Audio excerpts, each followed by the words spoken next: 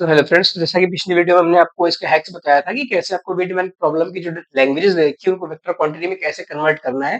ये रहा, हमने पिछली बार आपको बताया था कि कभी भी एंगल गिवन है तो पहले उस एंगल को पकड़िए, देन इंट पे जाइए, वो एक्सिस होगी, देन वापस से मिडिल पे आ जाइए, उस तरफ बेंड होना होगा आपको।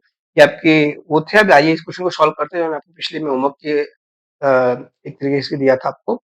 देखिए इस क्वेश्चन में क्या दे रखा है। सिंपली सबसे पहले क्या ड्रॉ करना है, एक्सिस ड्रॉ कर लेने हैं। तो एक्सिस क्या हो जाएगा, east west north and south.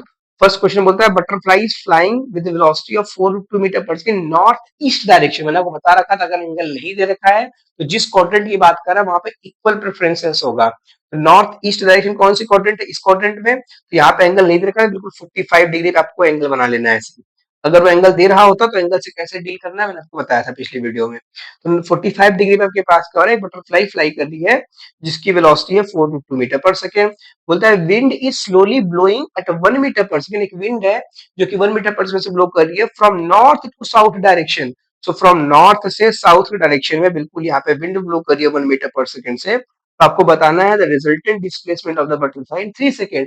आपको सिंपल डिस्प्लेसमेंट बताना है। तो डिस्प्लेसमेंट क्या होता है, अगर आपको फॉर्मूला दोगे, डिस्प्लेसमेंट नथिंग बट वेलोसिटी, इस पे velocity equal to displacement upon time.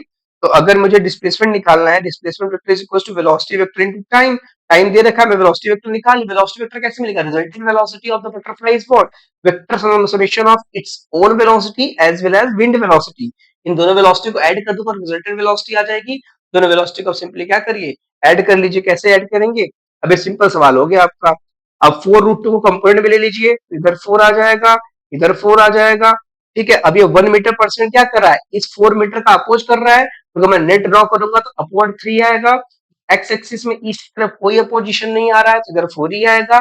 अब अगर मैं इसका रिजल्टेंट वेलोसिटी ड्रॉ करूं तो 3 4 5 एक स्टैंडर्ड ट्रायंगल बन गया, मतलब इसकी net velocity 5 metre per second है। और अगर net velocity 5 metre per second, मुझे डायरेक्शन से मतलब है नहीं, बस मुझे वेलोसिटी का मैग्नीट्यूड चाहिए था। तो magnitude of the displacement is what, magnitude of the velocity into time t। तो मैग्नीट्यूड ऑफ द वेलोसिटी है 5, टाइम दे रखा है 3, तो 5 3 15 मीटर। आपका option number D is correct answer हो जाएगा।